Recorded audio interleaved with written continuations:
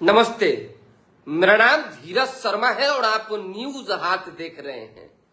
हमारे कार्यक्रम पेपर वाला में आप सभी का बहुत बहुत स्वागत है। तो आज की जो भी मुख्य खबरें हैं एक एक करके चर्चा कर लेते हैं। जानिए और समझिए, कोई भी ऐसा विभाग, कोई भी ऐसा जगह नहीं बच गया है अब जो लगता है कि भ्रष्टाचार मुक्त है। पीएमसीएच जैसे जगह पर आईजीआईएमएस, एम्स और बाकी अन्य सरकारी दफ्तरों और अस्पतालों, चाहे जो भी व्यवस्थाएं हैं सरकार की, वहां अगर इस तरीके का कुकृत्य होगा, इस तरह का घपलाबाजी होगा, इस तरह का फर्जीवाड़ा होगा और देशद्रोह जैसा काम होगा, तो आप समझिए कि क्या हो रहा है बिहार में। कल एक व्यक्ति ने फोन किया, हमारे सूत्र ने, मैं नाम नहीं लूंगा क्योंकि सूत्र हमेशा गुप्त होता है, लेकिन बताऊंगा कि उन्होंने मुझे क्या बताया। 2 दिन पूर्व यानी कल बीच परसों से एक वीडियो सोशल मीडिया पर मारपीट का परिजनों के साथ वायरल हो रहा है और ये आए दिन होता है कि पीएमसीएच में इलाज करवाने गए तमाम जो मरीज होते हैं, उनके जो अटेंडेंट होते हैं, उनके साथ मारपीट की घटना, बदसलूकी की घटना या धक्का मुक्की की बातें सामने आती जाती रहती है। ऐसे में सरकार और स्वास्थ्य विभाग, स्वास्थ्य मंत्री कितने सजग हैं, ये बरसों बरस से चलता आ रहा है। तो छिपा छिपौल वाली बात है नहीं और इसमें कुछ कहने जैसा कुछ है नहीं कि हम कहें कि नहीं आज कार्रवाई हुआ है। कल स्वास्थ्य मंत्री पहुंच के जो है कुछ डॉक्टरों को फटकार लगाते नजर आए हैं, कुछ अटेंडेंट को फटकार लगाते नजर आए हैं, कुछ मरीज गड़बड़ करने वाले लोग हैं उन पर कार्रवाई होती, कुछ नहीं। अस्पताल एक ऐसा नेटवर्क बन गया है और डॉक्टर एक ऐसे कॉकस बन गए हैं। हम सबकी बात नहीं कर रहे हैं, सारे डॉक्टरों को आप मत लीजिएगा। जो भौड़ा के छत्ता, सरकार के बड़े बड़े अधिकारी, यहां तक कि खुद पूरी सरकार जो है उस छत्ता में हाथ लगाने से डरती है कि कहीं ऐसा ना हो कि सारा का हर्जाना हम ही को भुगतना पर आके लपट जाए सब। जिस व्यक्ति ने फोन किया उसने बताया कि हम लोगों के लिए जो है ना, गृह मंत्रालय ने जो भूतपूर्व सैनिक हैं उनके लिए ये व्यवस्था की थी कि जितने भी 60 साल से पहले रिटायर्ड, 60 साल में जान ही रहे हैं कि आर्मी में भर्ती अति हो जाता है, रिटायरमेंट हो जाता है, उससे आगे आने वाले दिनों में परिवार कैसे चलेगा, उनके लिए रीसेटलमेंट की व्यवस्था डीजीआर की ओर से किया गया था, जिसमें आप जानते हैं कि हर तरह से वैसे लोगों को अलग अलग सरकारी अर्ध सरकारी जगहों पर नौकरी में रखा जाता है। लेकिन यहां भी फर्जीवाड़ा, यहां भी गड़बड़ी। दूसरे व्यक्ति का आई कार्ड बनवा के, दूसरे व्यक्ति का पीपीओ बनवा के, पेंशन पेमेंट ऑर्डर, और दूसरे व्यक्ति का जो है सर्टिफिकेट लगा के नौकरी दिया जा रहा है। और जो जनूनन फौजी हैं, जो रिटायर होके आए हैं, उनके हाथ कुछ नहीं लग रहा है। ये कैसे संभव है, आप बताइए, ये कैसे संभव है? ये तो खुला देशद्रोह जैसा गतिविधि है कि आप जो है, आप में इतनी ताकत है कि आप एक फौजी तैयार कर दे रहे हैं और आप किसी व्यक्ति को जो है नौकरी में शामिल कर ले रहे हैं। सब चिट्ठा एकदम लिखल है, नाम सहित, गलत डॉक्यूमेंट बनवाया जा रहा है, गलत तरीके से जो है भर्ती करवाए जा रहे हैं। मारपीट की किसी भी घटना में फौजी भाई शामिल नहीं है। और सामने वाला व्यक्ति ने जो इन्फॉर्मेशन मुझे दिया है वो रिटायर्ड फौजी है और उसने अपनी पीड़ा बताई है और कहा है कि सर इसी तरीके की घटना पीएमसीएच में लगातार हो रही है। पैसा लेकर आम व्यक्ति को जो है लगातार गलत डॉक्यूमेंट पर फौजी भी बनाया जा रहा है और गार्ड की नौकरी भी दी जा रही है। और हम लोग जो है सर मुंह देख रहे हैं। आता है 40,000 मिलता है 20,000, बाकी कहां गया। आई कार्ड, पीपीओ और स्टाम्प ये तीनों फर्जी है सर, जांच करवा लिया जाए। उदाहरण के लिए कुछ नाम उन्होंने बताए हैं। नाम में अरुण कुमार, नंदलाल, उमेश सिंह, बलेश्वर, चंद्रशेखर, मिश्रा, भीम सहित कई नाम शामिल हैं। इतने नाम जो हैं क्या वो फौजी है या उन्हें जिस कंपनी को ठेका मिला हुआ है, जिम्मेदारी मिली हुई है, वो गलत करवा रहे हैं। सरकार को इसकी जांच करवानी चाहिए, स्वास्थ्य विभाग को इस पर संज्ञान लेना चाहिए। बहुत जरूरी है। बड़े लेवल पर ये घोटाला हो रहा है और बड़े लेवल पे ये गलत तरीके से काम हो रहा है। ऐसे थोड़ी होता है जी, है? एक आदमी ने बताया कि 44,000 रुपया सरकार के यहाँ से आता है, हम लोग को मिलता है 20,000 रुपया। डीजीआर कोटा है और इस कोटा के बारे में हम बता चुके हैं कि फौज से रिटायर होने वाले जो भी फौजी हैं उन्हें जो है जगह दी जाती है। और इस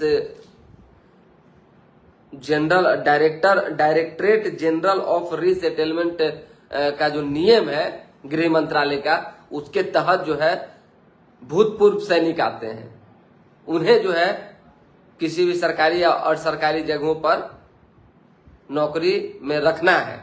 लेकिन भाई यहाँ भी गड़बड़ हो रहा है। खैर चलिए, जो होना है वो तो होबे करेगा, लेकिन इस पर कार्रवाई जो है हम करवैले बिना नहीं मानेंगे।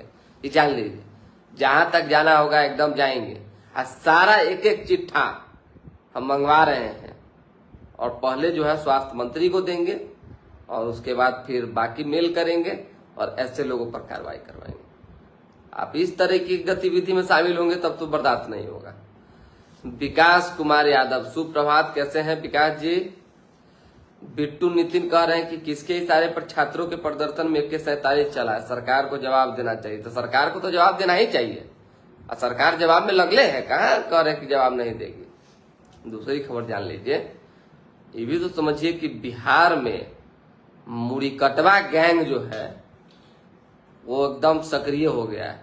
अब कौन है नहीं है इस पर हम कोई चर्चा नहीं करेंगे, लेकिन जितनी भी सरकार को ये भी जांच करवाना चाहिए कि जितना भी दंगा फसाद हो, आपसी भाईचारा के बीच लड़ाई हो, या अभी रोहतास सासाराम में जो घटना घटी रोहतास में, उसकी बात हो, अजीत तिवारी के घर फूकने की घटना हो, इस सब में जो मुड़ीकटवा गैंग के कुछ गुंडे शामिल हैं उनको जो है सरकार चिन्हित कर रही है, लिस्टिंग कर रही है और कार्रवाई भी करेगी। आप समाज में अशांति नहीं पैदा कर सकते हैं, फैला सकते हैं, ये जान लीजिए। तीसरी खबर है, जान लीजिए, आज अखबार नहीं आया है तो ज्यादा खबर नहीं बताएंगे, लेकिन जो कुछ है वो तो बताना ही है। अब बाकी लगभग मोटा मोटी खबर, कल डीजीपी से जो है तेजस्वी यादव ने मुलाकात की, ये तो बता ही चुके हैं। तो इसमें नया क्या है? तेजस्वी यादव ने जो है कई आरोप लगाए, कहा कि एगो सिपाही को फंसाया जा रहा है और बाकी मेन जो लोग, जो गोली चलाने वाला, गोली चलाने का आदेश देने वाला है, उसको बचाया जा रहा है। और भी कई तरह की बात कही। विमल कुमार वाले मामले पर भी हुआ, बंटी यादव वाले पर भी डीजीपी ने बात रखी, डीजीपी के पास तेजस्वी यादव ने बात रखी। तो खैर विपक्ष होने की भूमिका अपनी अदा कर रहे हैं, लेकिन अभी मेन जो चल रहा है कि प्रशांत किशोर के ऊपर जिस तरीके से भरत तिवारी की मां ने आरोप लगाया और FIR करने की बात कही है, मानहानि का मुकदमा ठोकने की बात कही है, कितना मतलब सोचिए, चौंकाने वाली बात। भरत तिवारी के लिए कहां कहां से नेता नहीं आए, कहां कहां से सामाजिक कार्यकर्ता नहीं आए, लोग नहीं आए, समाज के एक एक लोग खड़ा हुए चट्टान की तरह। प्रशांत किशोर भी गए, पूरा माहौल बना। हम लोग भी थे वहां पे, ऐसी कोई बात नहीं हुई। हम तो कैमरे के सामने कह रहे हैं और मेरे पास एक रिकॉर्डिंग है। फिर बाद में प्रशांत किशोर अगर भरत तिवारी की मां से मिलते तो मीडिया में फुटेज आता है, कुछ छिपता नहीं है। लेकिन फिर भी कहा जा रहा है कि भाई ये हो रहा है, वो हो रहा है। हालांकि मनोज तिवारी से आप जानते हैं क्या है नहीं है, लेकिन प्रशांत किशोर ने मनोज तिवारी पर जो आरोप लगाया और कहा कि वो किसी स्थिति परिस्थिति में आए और न्याय दिलाएं, और अगर न्याय भरत तिवारी को नहीं दिला सकते हैं तो बिहार में नहीं आए। बहुत तरह की बातें जो उन्होंने कही, उसको लेकर ये बातें भरत तिवारी की मां ने कहा है। अब इससे तो माहौल गरमा रहा है। अब ये चर्चा का विषय बना हुआ है कि आखिर क्या वजह है कि भरत तिवारी की मां प्रशांत किशोर के पीछे पड़ी हुई हैं, चाहे उनके ऊपर आरोप लगा रही हैं, चाहे एफआईआर करने की बात कर रही हैं। कुछ ना कुछ तो वजह होगा। हालांकि उनको कोई गुमराह कर रहा है। अब कौन लोग गुमराह कर रहा है ये बता पाना थोड़ा सा मुश्किल है, लेकिन एक माँ की दर्द से जो है खिलवाड़ हो रहा है, उनकी भावनाओं से जो है कहीं ना कहीं वो खिलवाड़ कर रहे हैं लोग, उनको चोट पहुंचाने की कोशिश कर रहे हैं। अरे ठीक है, न्याय के नाम पर बहुत बातें आप उनके मुंह से निकलवा लेंगे चाहे कुछ भी, लेकिन सरकार ने तो साफ तौर पे कहा है जांच भी जारी है, न्याय मिलेगा, इसमें कहा कोई दो मत है। अब इसके बावजूद उनके बोलने के पीछे का क्या वजह है, उनकी मनोस्थिति क्या है, इस पर तो हम कुछ नहीं कहेंगे, लेकिन हमको ऐसा लगता है कि भरत तिवारी की मां को जो है गुमराह किया जा रहा है। अब कौन लोग कर रहे हैं पता नहीं। आज विशेष कुछ ऐसा है नहीं और हमको एक जगह जाना है, इसलिए फिलहाल अभी के लिए दे हमें इजाजत। हमारे साथ बने रहें, देखते रहें न्यूज हाट। कमलेश कुमार जी जुड़े हुए हैं, सुप्रभात। बीएन कॉलेज पटना के हॉस्टल में कौन कौन धंधा हो रहा है कौन कौन धंधा नहीं हो रहा है ये कहिए, कौन कौन धंधा नहीं हो रहा है ये कहिए। और सिर्फ बीएनए कॉलेज का हॉस्टल नहीं, पटना का 80% जो कॉलेज है और हॉस्टल है वैध और अवैध तरीके से जो चल रहे हैं, उस सब में एकदम एक पर एक धंधा चल रहा है, एक पर एक, कोनो धंधा नहीं बचल है, सब चल रहा है। अभी तनका कुछ हो जाए, 2 दिन तक सरकार का अभियान चलेगा, पुलिस का, होटल होटल छापेमारी, फिर उसके बाद 2, 4, 5 साल तक, फिर कुछ हो जाए 5 साल बाद फिर 2 दिन अभियान चलेगा। बस इतना ही काम है पुलिस का कि 2 दिन के बाद सुस्त हो जाना है। कई मामले में हम देख लिए भाई, 1-2 मामले में, कई मामले में, लेकिन खैर अब क्या कहा जाए, देखिए क्या होता है। चलिए तो फिलहाल कुछ है नहीं ऐसा। बहुत बहुत धन्यवाद आप सभी लोगों को।